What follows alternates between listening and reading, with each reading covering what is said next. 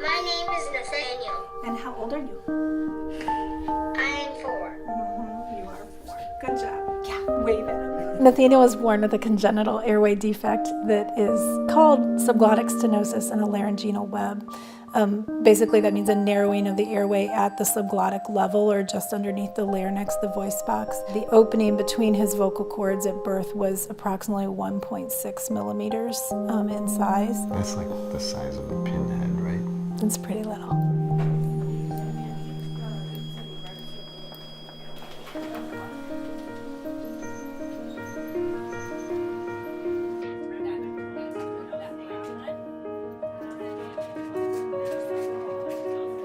He was approximately 6 months old at the time, and they were looking for families to be willing to be considered a long-term adoption placement for him.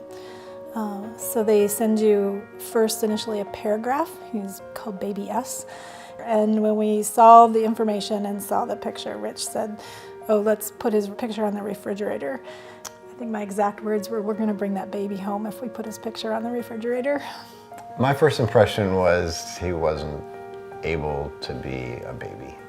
He was a patient, and it bothered me and it hurt me that he was in a bed, in a crib, and I wanted to hold him. You could see when he was happy, you could see when he was sad. I mean, he acts and responds to pain and joy and laughter and things exactly like any other child does. It's just audibly not there. Yeah, I know. Oh man, that makes me mad. I really want to. I know. So Nathaniel's first night of being placed with us through foster care, he, about 4 in the morning, developed a mucus plug in his tracheostomy tube.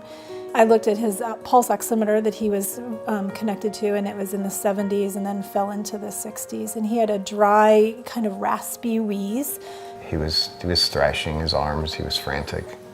He knew that he wasn't right, you know, and he needed help. He was just very, very desperate.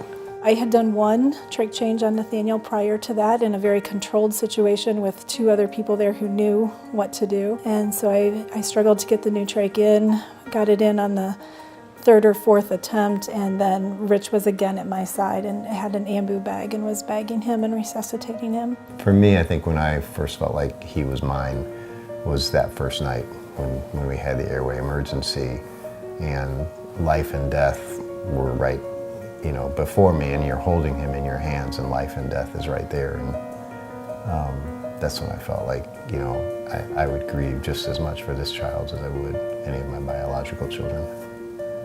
The big bowl. Okay. That's how we do it. Okay. Ooh, put it all in there. Oh, I like that. It's like a All children in foster care in the state of Missouri are covered through Medicaid, so he was covered by Medicaid before we got him. That continues after they're adopted. Well, I'm still on edge about the possibility of changes through the Medicaid system. It's likely that Nathaniel becomes collateral damage. There's people that are going to suffer when policies are cut, and it's likely that he will be one that suffers. Every day I wake up and I don't know if Nathaniel is going to be okay. I think the rewards of taking risks for the sake of love has really been the most valuable lesson to me. I just want to go backpacking with him. I want to take him up a mountain and help him go through the Boy Scout program. Got 4 boys that have completed their Eagle Scout, and hopefully Nathaniel will be able to do that as well. Goodbye. Say night-night. Do you want to tell him night-night? Nope, you're just gonna... All done. All done.